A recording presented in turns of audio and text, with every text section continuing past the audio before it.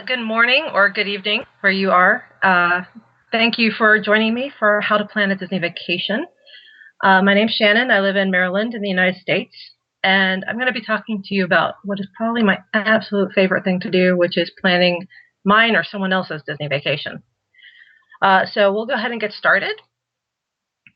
So you decided you're going to go to Disney World, and the first thing you should think is now what? Because there's a lot of planning that goes into this. People a once-in-a-lifetime trip. This is something they've been saving for months or if not years for.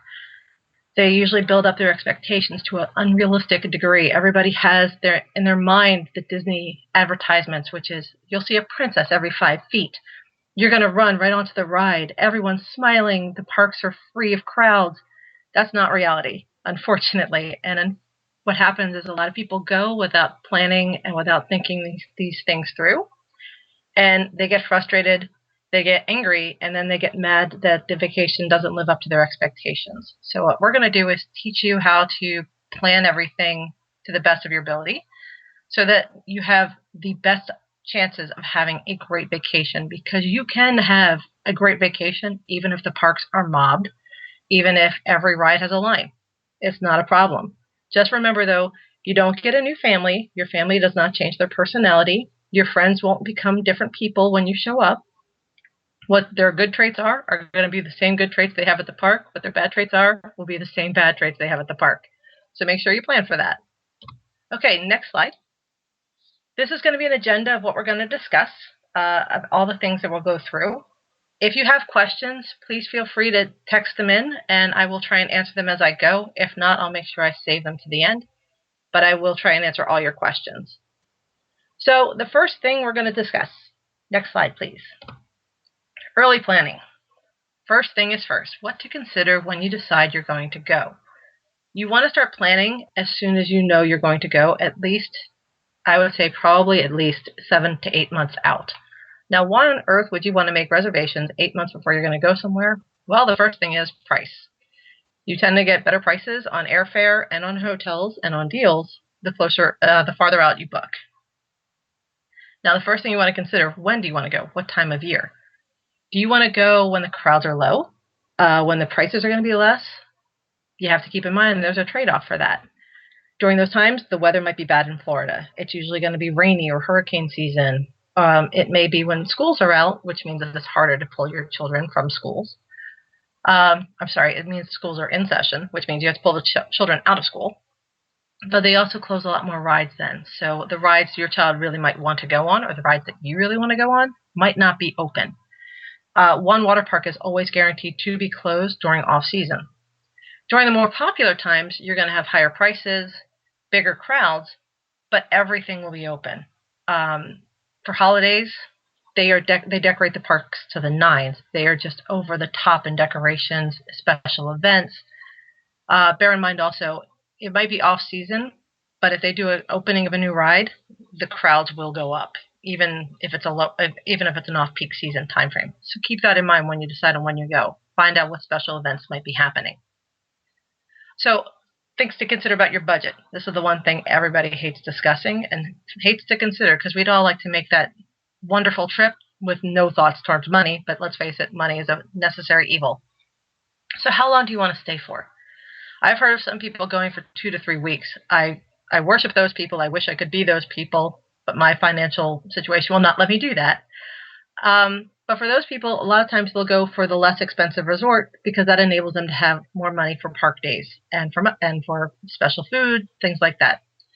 It just depends on what your trade-offs are. If you want to go for only a week, but you want to stay in the really nice resorts, that's fine too. Is your resort just a place to put your head down? You're not going to be in your room at all, so you really don't care? Then I would not spend the money on a deluxe resort because you'd be wasting it. So half the fun of having a really nice resort is enjoying that resort. Flights, book early as you can. One of the key things, I'm only going to address staying at Disney World hotels. There's a reason for this. The first one is going to be the Magical Express, and I'm going to tell you briefly what that is, and I apologize if I don't get too into detail. The Magical Express is what Disney offers all of its guests staying at its hotels, and this is free transportation to and from the airport. Flying in, you'll fly into Orlando International Airport. Now, if you're coming directly from overseas, you'll have to get your bags and go through customs. Once you've gotten your bags and go through customs, you're going to see signs for Disney's Magical Express. Head there. I would not suggest dropping your luggage back off at the baggage carousel, which you have the option to do, provided you've tagged it with the tags Disney will send to you. I wouldn't do that simply because it can take 3 to 5 hours for that luggage to show up in your hotel room, and most people want their luggage with them. So take your luggage with you. You're going to go to the Magical Express podium where you will show them the magic band. They send you a wristband, which will be your ticket to the parks. It'll have all your reservation information on there. Everyone in your party will have one. It's a wristband that you'll wear, and it has a little disc in the center. And that's going to have all the electronic information for all your reservations, your parks, your fast pass reservations, which we will discuss. Everything's going to be on this. When they scan that, they're going to know what hotel you're going to, so they're going to put you in a line to get on a very large bus that will take you directly to that hotel. They may stop at a neighboring hotel along the way, but the bus ride is actually very easy. It's comfortable. They show Disney clips the whole way through, so it's actually quite a lot of fun. The kids get a real charge out of it. The best part of this is it's free. If you would like to get to your resort faster, the Magical Express is not the way to go then. If you'd rather go faster, you can get a shuttle. That'll generally run you about $150 round trip to and from your resort. The other thing about the Magical Express, when you leave, the day before you leave, you'll come back to your room and you'll see a little envelope hanging on your door. We call this the Tragical Express because it's the sad notification that your vacation is about over. Inside it, again, will be luggage tags you'll attach to your suitcases. The day you're ready to depart, you just take those to the bell services at your hotel and you leave them there. The next time you'll see your luggage will be when you arrive back at your home airport. You will not see them again. They make sure they get on the plane. They take them to the airport. Your hands off. So for the rest of the day, you can just relax, enjoy your last day at the parks or your last day at your hotel. And then you just have to meet the bus when it's taking you back to the airport. Generally, that will be 4 to 5 hours before your flight is scheduled to depart. They try to do that to allow for the maximum transportation time to the airport and also getting through Orlando security, which is, to put it nicely, chaotic. It's not the most organized sometimes, so it's best to give yourself a lot of time. It's a very popular airport, so they usually have very long lines. Now, do you want to rent a car or do you want to rely on Disney transportation? We're going to discuss that on the next slide. So next slide, please. Renting a car. You can definitely rent a car. It's completely up to you. Bear in mind, you'll have to pay for parking at your hotel per day if you do this. However, that does mean you're not relying on Disney transportation. Now, if you have someone who has a medical need, doesn't like to walk, gets claustrophobic in tight spaces, rent a car. It's probably better for everyone because on buses, a lot of time it is standing room only. They get crowded. The downside to renting a car, you're not going to get right up to the front of that park when you get there. You're going to have to park in a parking lot and possibly take a tram to the entrance because all the parking lots are farther back from the entrances to the parks. Now, if you stay on one of the Magic Kingdom hotels that are right on the monorail route, that would be the Contemporary, the Grand Floridian, and the Polynesian. The monorail goes right through your hotel. You can see that in the top hand corner. The monorails are a lot of fun. They're almost like a ride in themselves. Some have joked that this is one of the fastest rides at Disney World, and they are not incorrect. You can ride the monorail directly from your resort into the Magic Kingdom or into EPCOT from the Ticket Transportation Center. Also, if you drive to the Magic Kingdom or EPCOT, you will still be on the monorail because, again, you cannot drive directly to those parks. You have to go to the parking lot, which is connected. Now, what connects the parking lot to the Magic Kingdom is either the monorail or a ferry. Now, the ferries are also a lot of fun, and it's a real magical way to see the first sight of the Magic Kingdom coming into view is coming through the water. I love doing it, and if you can do it right around the nighttime during the fireworks, it's an absolutely beautiful show. The Skyliner is a very new attraction, a new form of transportation. Some consider it a ride, and it kind of is. This connects 3 hotels, Pop Century, Art of Animation, Caribbean Beach, and the newest resort, there's 4, the Riviera Resort. They connect those 4 hotels to EPCOT and Hollywood Studios. So if you're staying at any of those, you can take the Skyliner. That's going to be 5 to 15 minutes of transportation once you get on board. They can generally hold, I think, about 10 people. in each one. And I'm told they're really a lot of fun to ride on. They're really cute and decorated really well. Only thing I'd say, though, is if you are afraid of heights, do not ride the Skyliner because they do go up high and you're going to be suspended in midair for a while, and that might be uncomfortable for some people. Buses. That is Disney's guaranteed way of transportation. Every hotel will provide you bus transportation to the theme parks and to downtown Disney Springs. So buses are always going to be plentiful. Sometimes they're crowded. Sometimes you'll have the whole bus to yourself. It really does depend on the time of day that you're going and how frequently they're running the buses. Minivans. These are my personal favorites. They are Disney's version of a taxi service. They are run by Disney cast members, and they will pick you up at your hotel, and they take you directly to the main entrance. So where the buses drop you off, which is pretty close to the entrance, that's where the minivans will drop you off. They are the only car service that is allowed to get that close to the main entrances because they are Disney owned. They come standard with 2 car seats in every one of these vehicles. So if your child needs a car seat, they're already there. You don't have to ask for them to bring one. They are a lot of fun. They can hold about 4 to 5 people. My daughter loved riding in them. It was her favorite form of transportation. They are generally a little bit more expensive than a regular taxi or an Uber, but again, they're a lot of fun to ride in. Taxis and Ubers are plentiful on the property. They're everywhere. You can get to and from. I would say definitely for if you have a dining reservation or somewhere you have to be in a specific amount of time, take a minivan or a taxi or an Uber, because any other method, you are literally at the mercy of the transportation system you're getting on, and the buses will take the longest. So if you want to get somewhere quickly, that is the best form of transportation to do it. And your feet. Don't forget your feet. Those are the #1 transportation system in Disney World, mainly because you're going to be on them a lot. If you are not used to walking at least 5 miles a day, I would start practicing now. Definitely get your kids out there practicing. Don't wear flip-flops because your feet will hate you by the end of the day. You want to wear comfortable shoes. There are 3 resorts that will allow you to walk directly from the resort to at least one park. The Contemporary Resort allows you to walk directly to the Magic Kingdom. It is the only resort that connects directly to the Magic Kingdom. The Beach Club and the Yacht and Beach Club and the Boardwalk, you can walk to Hollywood Studios or EPCOT from there. They're a little bit of a long walk, but definitely worth it. It's a beautiful walk along the lake, so definitely a good time to do it. You're not relying on anybody else's transportation, and there's no wait, so that's a plus. They also offer ferry transportation, though, if you're staying at those resorts, so you don't have to. Next slide, please. So this is one of my favorite topics, is where to stay. And the reason why I love this topic is there are so many options, and they're all so great. It only depends on your personal preference and your budget as to where you choose, because there really aren't any bad choices here. Next slide.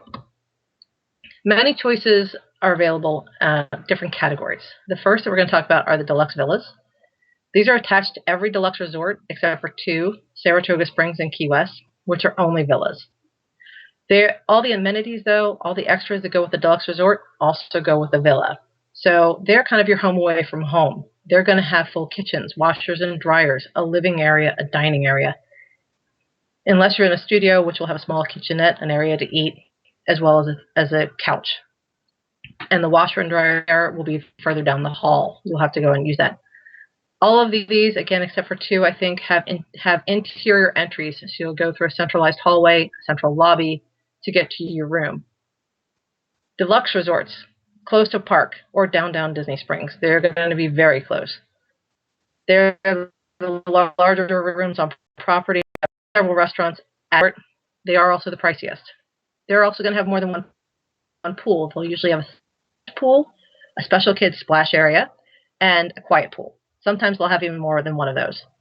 They also have a lot of extras. Many people, when they want to go to these resorts, they're booking days to just spend at the hotel, not to go into the parks, because there is so much to do. If all you're going to do is literally go and sleep in your hotel, don't waste your money on a deluxe resort, because you won't get to get your money's worth out of it. The deluxe resorts, you can spend days there just enjoying the hotel itself, because there's so much to do. They have spas there, boats, tours that you could take of the hotel, special activities, things for the kids to do. It's a lot of fun, and they're absolutely gorgeous. Moderate resorts. They usually have at least one restaurant and a food court. They have specially themed rooms for an upcharge in price. At least 2 of them do. And they're really cute and very, very well themed. And they have a few extras. Some of them have boating. Some of them have horse and carriage rides, which are really cool and very romantic. Then you have the value resorts. And this is over-the-top theming. They only have food courts available. They don't have restaurants. But the theming there is larger than life. Kids love them. Benefits of staying on property. The Magical Express, which you already discussed.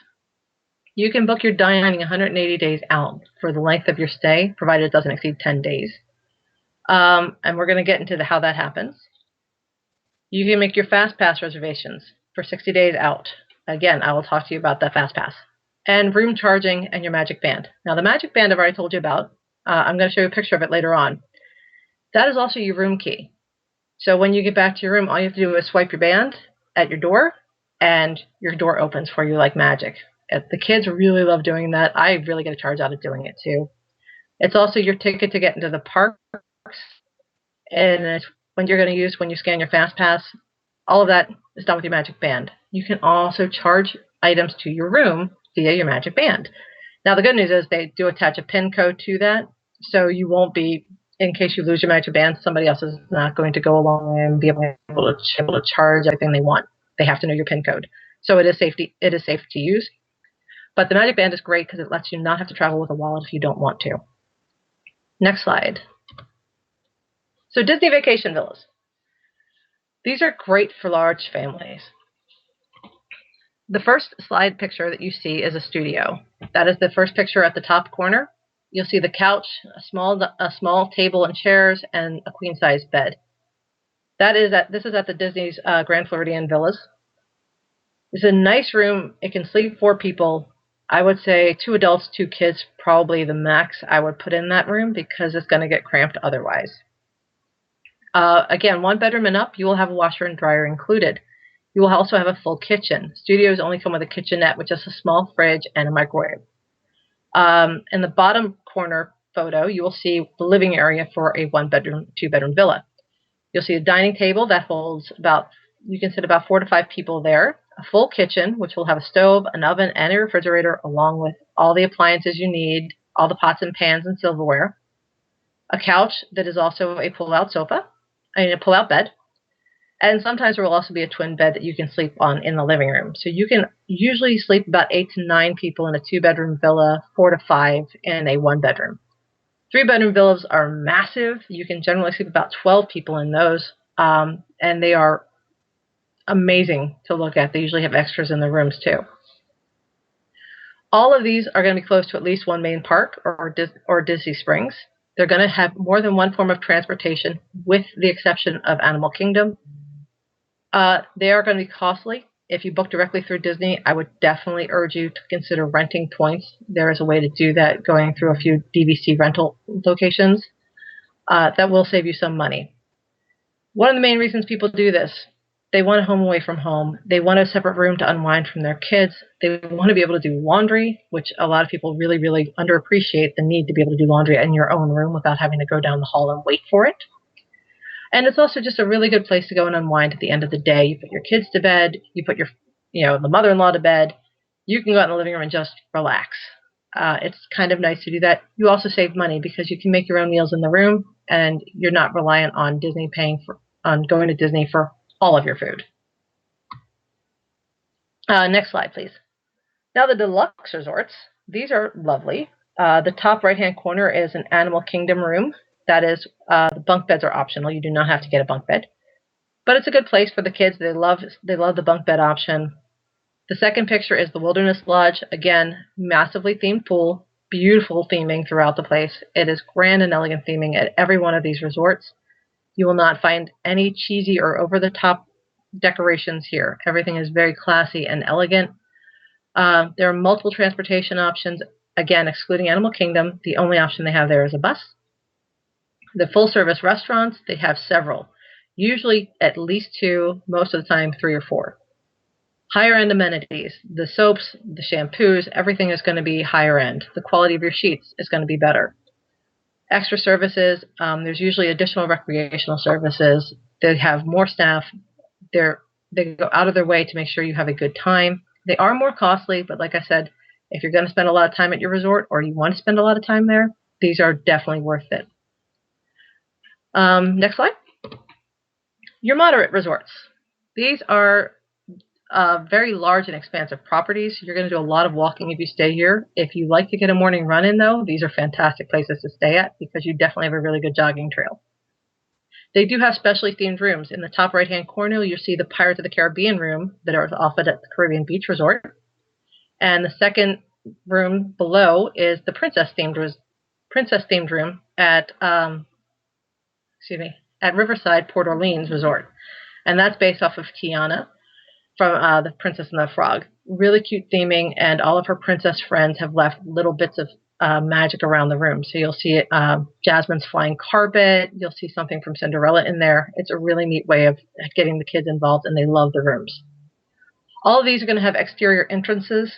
So when you have really bad weather in Florida, which sometimes happens, including when it rains almost sideways, you might get a little wet walking in and out of your room. You're also going to hear a little bit more of the outside noise. They have good-sized food courts, usually one table service restaurant, moderate pricing, really fun themed pools. So it's definitely worth it. A lot of fun to go there. You're not going to get the same over-the-top theming that you would at a value resort, and it won't be quite as fancy as the Deluxe. It's a really nice option, though, especially if you're young, on a budget, but on a honeymoon. Port Orleans Riverside, I'm told, is one of the most romantic places you can go, so definitely worth looking into.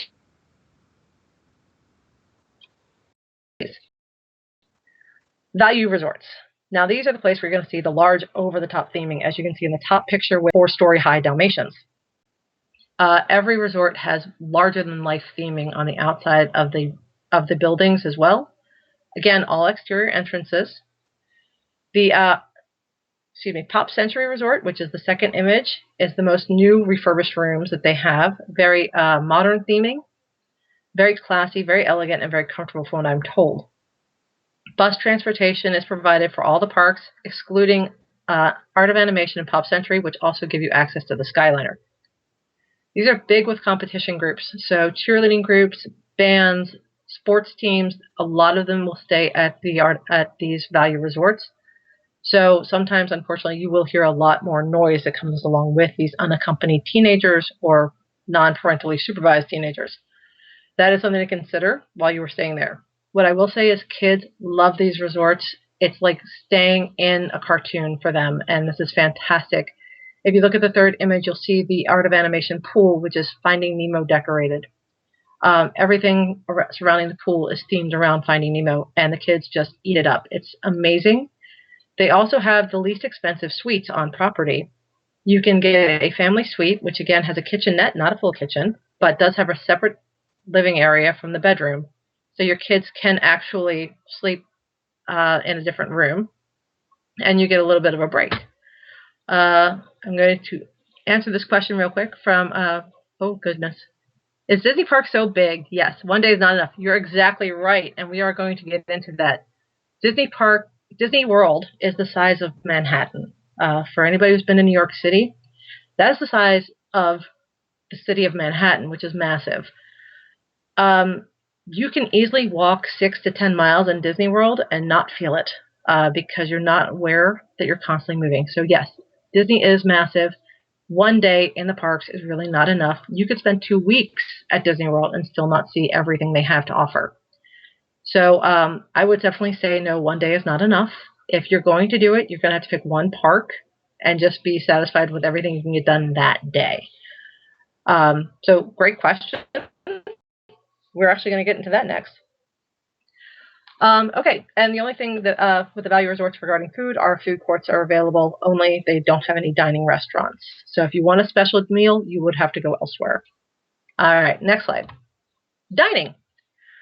I absolutely love Disney dining. It's some of the best food I have found, the best snacks, bar none. They do have a dining plan. If you choose to do this, there's a few pros and a few cons. Keep this in mind. The standard dining plan is going to cost you approximately $78 for the adults, $31 for children. That is per person, per day for the length of your stay. You don't get to just break it up. I'm going to be there for 7 days, but I only want to do the dining plan for 2. Cannot do that. It's for the entire length of your stay. That is for a 1 table service, 1 quick service, and 1 snack a day. Now, if you do this, bear in mind, if you decide to do a character meal, that counts as 2 table service meals. So for your first 2 days, you might have just used up those 2 table service meals for that 1 character meal. So it gets a little kitschy there. They do have differing dining plans. Some are a little less expensive. The quick service meal is just 2 quick service meals a day and a snack. So that's going to be a little less than $78 a day. And then there's the deluxe plan, which will be 3 full table service meals a day. And that's if you're really big on eating, because I've done that plan. I don't think we used all of our meal plans. We did a lot of character meals, though, so that ate up a few of those extra table credits. But that is going to cost you a little bit more. I think it is definitely over $100 a day per person. But again, you're prepaying for all your meals. All your meals will be prepaid for. Now, the downside is if you don't use these meals, or if you miss out on some of them, you don't get the money back. That's just paid out, and it's up to you to use it as you will. So how much do you expect to eat? Well, I would really urge you to grab breakfast at your hotel before you leave. Make it cereal, something easy to grab and go. And I would do a snack or bring a lunch, sandwiches for lunch if you want. That way you just have to pay for a snack and whatever dinner you want to do. Or if you want to do breakfast in the parks and do dinner somewhere else, that's cool too. But there's more than enough food. In Disney World, you're probably going to find a way to eat yourself around the world. Everybody does. The snacks there are amazing. The bottom right-hand picture is called the kitchen sink that you can find at Yacht and Beach Club. That has taken, I think, 4 to 5 people to eat. It is insane, but it's kind of a gauntlet that everybody feels they need to try and do. The snacks, though, are amazing. I would honestly say grab a sandwich. Disney allows you to bring food into the parks. So unlike a lot of other theme parks, Disney doesn't have a problem with you bringing food in. So bring your own sandwiches if you want. And that way you're not stopping in the middle of the day to get some food in and then get on another ride. Just bring it with you so you can eat when you want to. Next slide. Your dining survival guide. 180 days out, you can make your dining reservations if you're staying on Disney property. You can do this for the first 10 days of your stay. Why would you want to do this? Because most people don't know where they're eating until the week before they're supposed to go out for dinner, maybe. Because Disney books up fast, especially for their most popular restaurants. One of the most popular is eating at Cinderella's table. Everybody wants to go to Cinderella's castle and eat inside the main dining area. It's beautiful. You're eating in a castle. You get to meet all the princesses, and it's a wonderful meal. That being said, they also book up usually within the first day of those reservations being available, so you do want to book early. Cinderella's table is also the only one that requires you to pay in advance. All the other ones, you just make the reservation, you will pay when you get there. So keep that in mind. If you make that, you will be charged. Character meals. If your child loves Stitch, you might want to make sure you can find him somewhere on the property. There's one character meal at the Polynesian that you can. So sometimes people make the character meals just because of the characters their children will get to interact with. If you're fans of the Big Five, Mickey, Minnie, Donald, Goofy, and Pluto, then you want to go into Chef Mickey's or to another location where you will find all of those characters there. Beauty and the Beast, Be Our Guest restaurant. This restaurant is stunningly themed. It's just gorgeous. I can't even describe it enough. I've absolutely eaten there every time I go, and I love it. The first breakfast and lunch, those are quick service counter meals. So you actually don't need reservations, but dinner you will need a reservation for. So if you want to have dinner there, it's worth it, but get the reservations in early. Character meals are a lot of fun. It's not going to be a quick meal. It'll generally run you about an hour and a half to get all the characters through to your table. Those are usually also going to be a lot of times buffet meals, sometimes family style meals. Do you want to have a fancy meal or a fun meal? Because you can do both.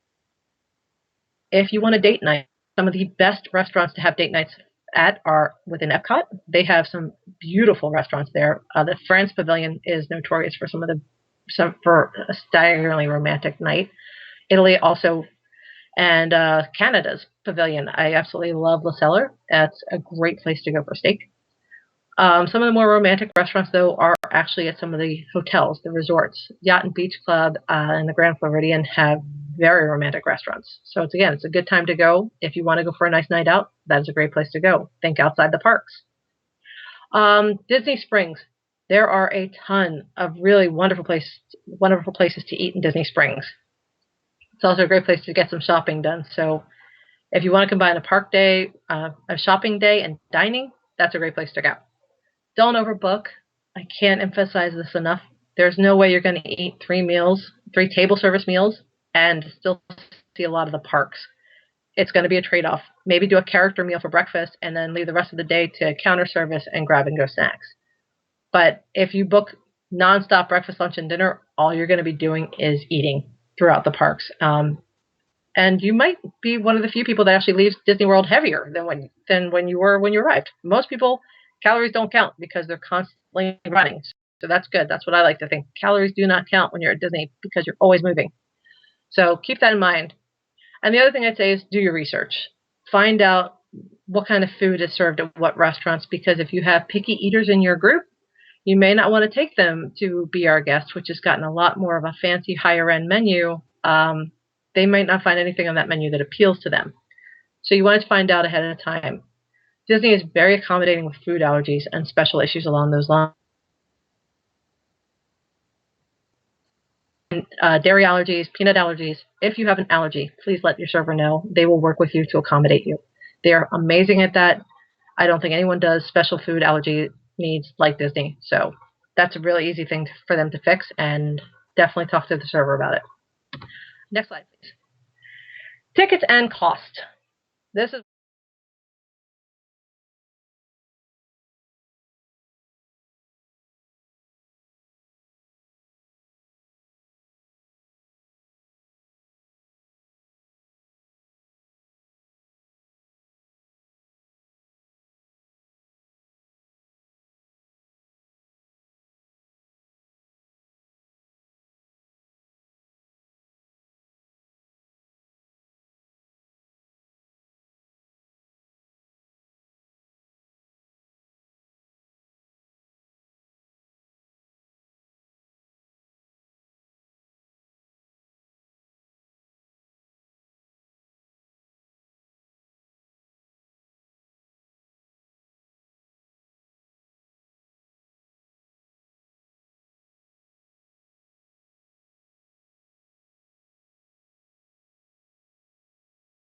I would say the park hopper is a very good idea. That'll be $60 for one day, but $80 if you're going to do it for 60 days.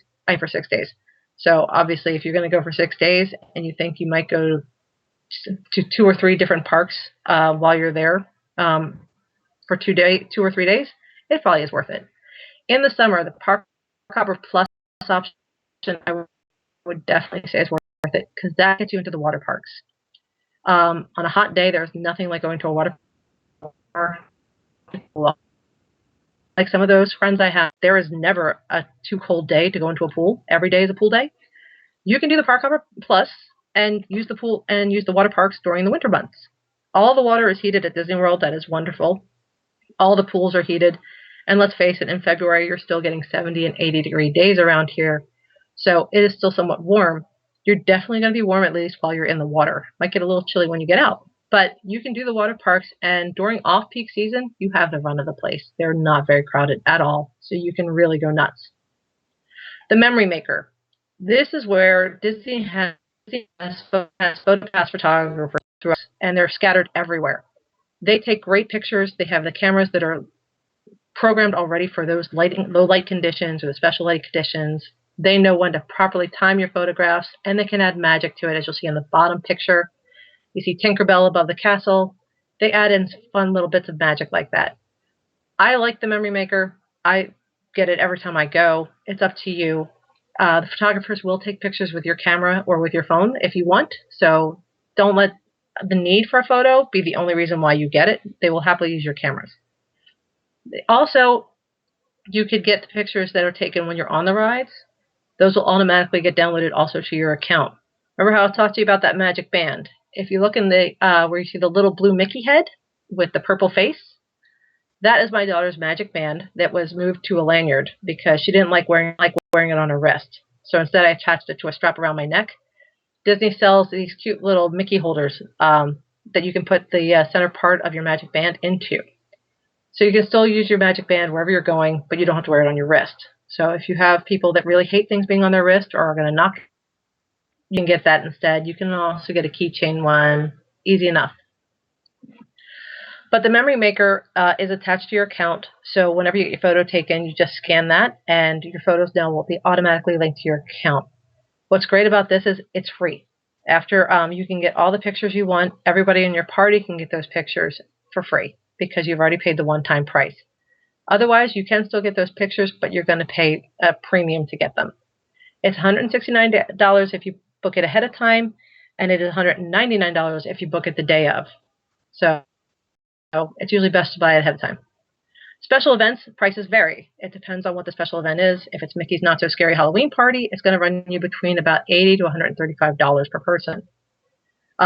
It just depends on the events and what you're going to do and how many people are going. So definitely do your research on that. Disney has a lot of really great events and tours to do. Some of them are really, really fun. Some of them are really long. It just depends. I'd love to give you more details on that, but we don't have that kind of time. Next slide. Fast passes. What's a fast pass? The fast pass is, again, if you're staying at Disney Resort, you get 3 fast passes a day that you can book 60 days out from your start of your vacation. Fast pass is you go into a separate line. You don't go in the typical line, which will sometimes be a wait as long as 2 hours. You'll go into the fast pass line, which is not quite front of the line, but as close to front of the line as you're going to get at Disney. You might wait 5-10 minutes usually. What you do is you get 3 a day per person in your party. You can book those 60 days out. And if you're talking to your family and you know that, excuse me, I'm trying to remember one of the new rides at, if you know in Galaxy's Edge that you really, really want to do the Millennium Falcon Smuggler's Run ride. That's a big ride. Everybody wants to get on that now. It's the newest one. If your kids really want to go on Smuggler's Run, that should be the first fast pass you try to obtain. And then you can pick out the other fast passes you want to go on. The most popular rides are going to sell out of their fast pass reservations pretty early on. So you really want to get those ahead of time. How do you do that? I'm going to show you. It's called My Disney Experience. It's a great app. It's going to be on your phone. This will link, again, all your reservations, your hotel reservation, your dining, your fast passes, and you'll be able to access all your pictures here. It's also great because it provides you a map. A map of every park. It will also tell you the wait times for all those rides. So if you have a fast pass for, say, the Mine Train in Magic Kingdom, and that's in an hour, you want to know what rides around you are available and don't have much of a wait. You can go on the My Disney Experience app, find the wait times, and you'll find out that, oh, the teacups are only 10 minutes. That's only a 10-minute wait, so we can go there now. It's a really great app. It's very handy to have, and is the best way to keep track of everything you're supposed to be doing at the parks. It also tells you when the parades are going to be, when the fireworks are going to be, and any other special character appearances, when and where those will be. So, again, fast passes, book them for your must-do attractions. The first 3 have to be in the same park. After you've used the third one, after you've scanned your band for the third one, you can immediately make a 4th fast pass reservation. You can make that at a different park. So if you're at Magic Kingdom and you know you're about to leave to go to EPCOT, go on to the fast pass reservation and make a fast pass for a ride over in EPCOT. You can do it one at a time after that. After you've used your third, you can do one at a time until you run out of hours or they run out of fast passes. So your My Disney Experience app, that allows you, again, to have access to all your reservations, links all of your travelers to the same account. You can get dining reservations there. You make your fast pass reservations. Now you can change your fast pass reservations up until the hour you're supposed to be going on that fast pass. So Smuggler's Run wasn't available for you when you first booked them, but a week before you're supposed to go, you see a fast pass show up for Smuggler's Run. You can easily switch out what you did book and get the Smuggler's Run one instead. You can also check into your resort using your My Disney Experience app, which is fantastic. And all the pictures from your memory maker are going to be uploaded to that. All right, next slide. Now we'll get to talk about the parks. Magic Kingdom. There are, this is the big park everybody thinks about when they go to Disney World. A lot of times people confuse Disney World and the Magic Kingdom as being the same thing. That's not the case. Magic Kingdom, though, is the first park of Disney World that was constructed. There's a lot more to do than just rides here. Please do not think the only thing is if you don't ride every ride in the park, you're having a horrible time. There is so much more to do and see here.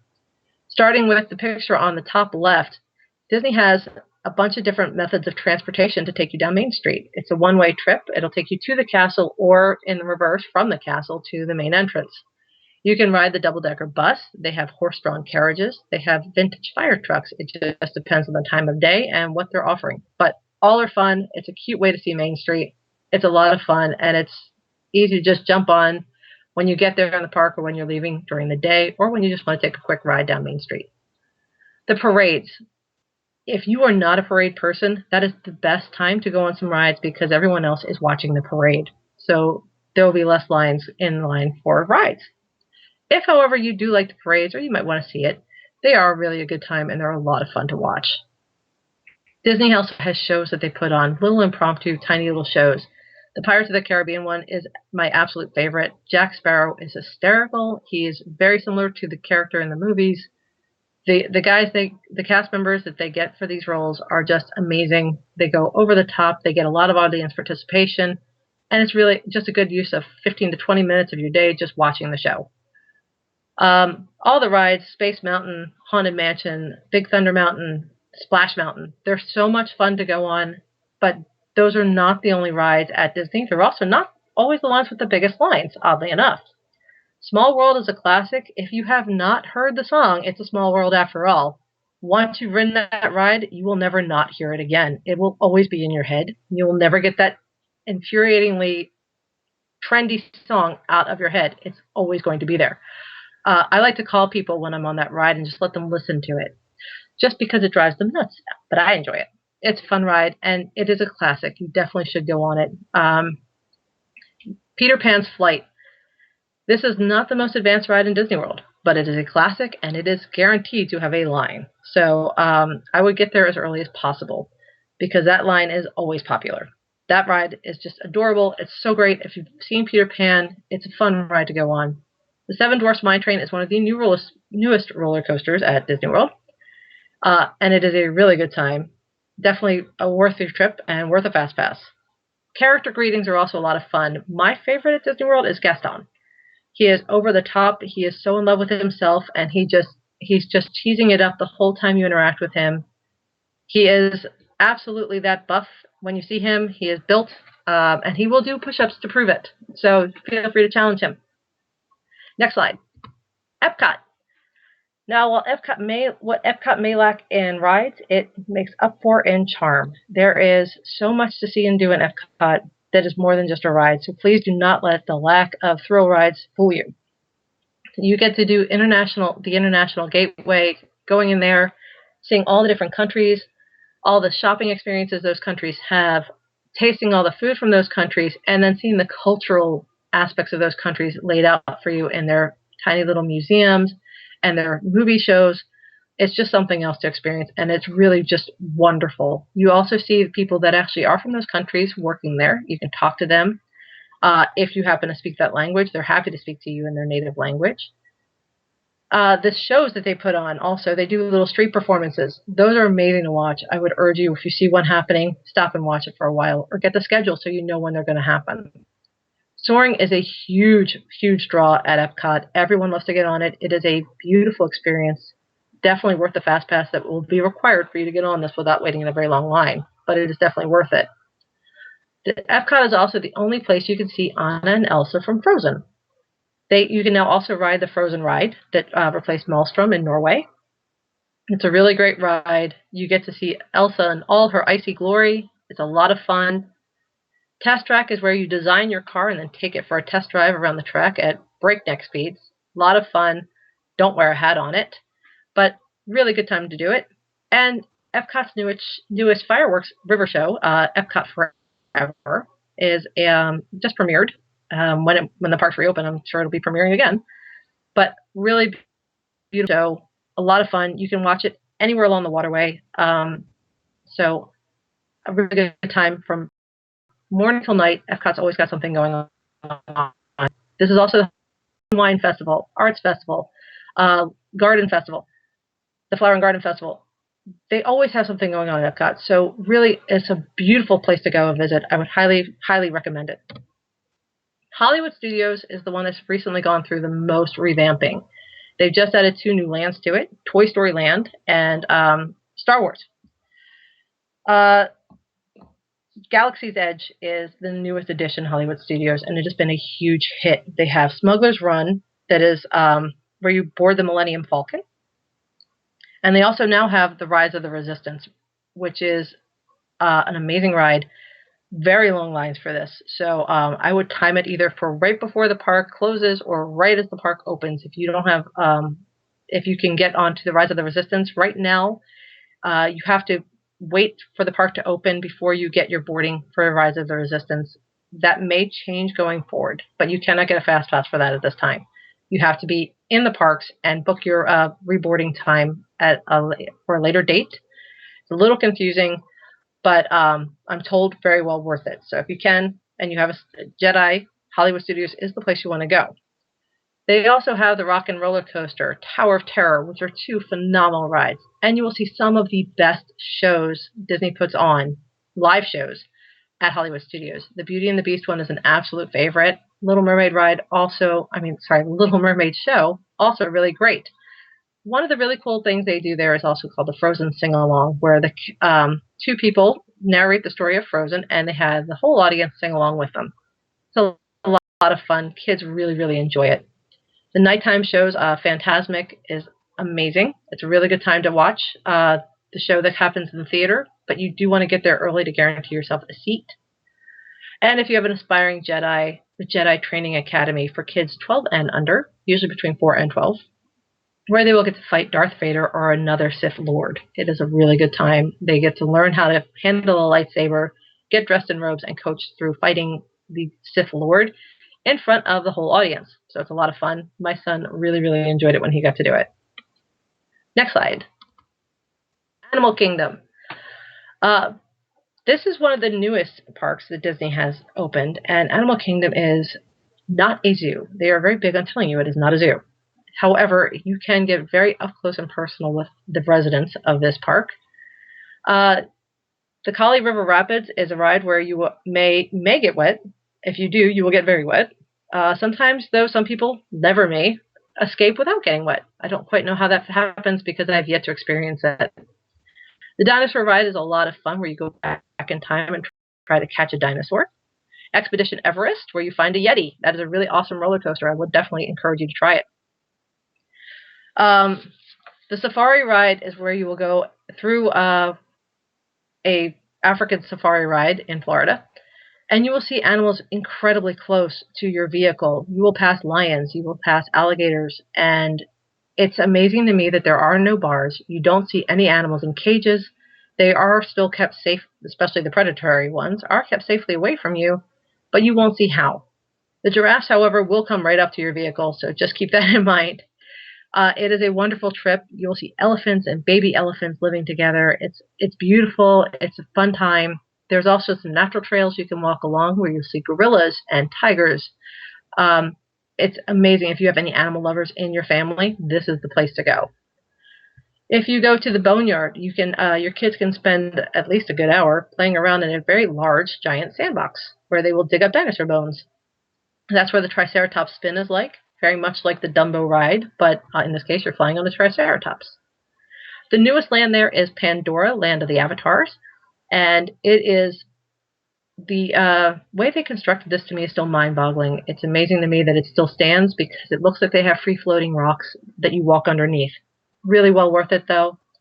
The River of Light is a beautiful show at the end of the day. It's a great place to sit down and unwind with your family. Animal Kingdom's big ride right now is Flight of Passage. That is also one of those hard to get fast passes for. So if you can, get it when you can, get it early. Next slide. Sorry, I'm realizing I'm running out of time. Coming soon. These are the attractions that will be coming within the next 2 years. Disney's 50th anniversary is coming up next year in 2021. So anticipate big crowds. Star Wars Hotel is going to be really, really big. Given the COVID-19 problems, I don't know how many of these may be pushed back a little bit because construction has come to a halt. But there are plenty of websites devoted to tracking this, so I would keep checking those out. Next slide, please. Special events. These are events that occurred throughout the year at Disney World. I put up a lot of Christmas ones because that is my absolute favorite time to go to Disney during the holidays. You will see all the resorts decorated. EPCOT does local cultural significant events at each one of the countries. So you'll get to see how Germany celebrates Christmas and how France celebrates it. It's really, really wonderful. It's a really good time to go. And the places are just decorated to the nines. Firework cruises. You can join a pirate cruise to go and visit the fireworks outside of the Magic Kingdom. Or you can even rent your own boat to go and watch the fireworks at Epcot or the Magic Kingdom.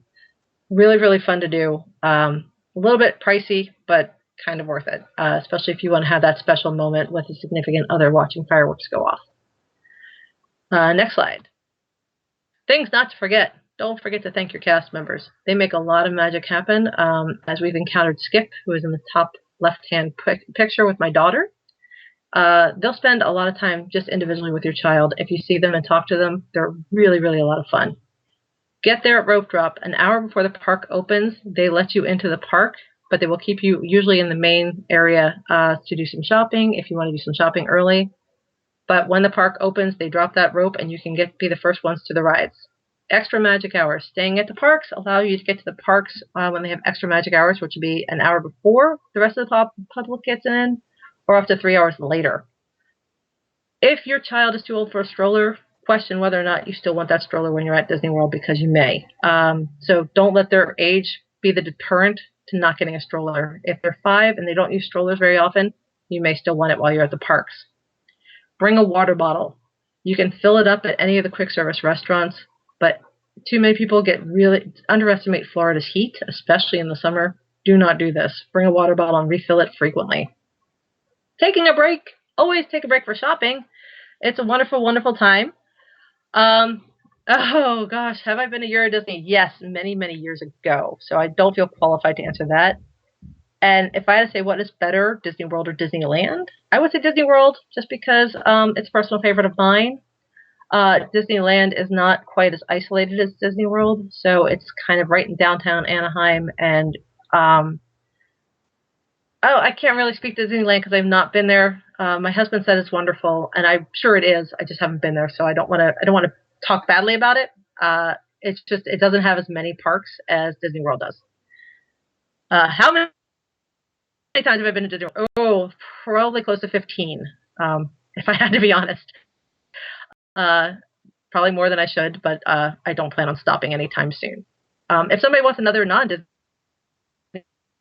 resort in Hawaii in August, which is called Aulani, and that is a beautiful place to go if you really want to downtown. Just some downtime, relaxing with no rides, because it is not a theme park, it is just a resort. That's really nice. So keep swimming. Your resorts do have wonderful pools. It's a great place to go and just cool and unwind during the day on a hot summer day, and then you can go back to the parks that night. Manage your expectations. Don't make everything. If we don't do this, the trip's just going to be a waste. Be flexible.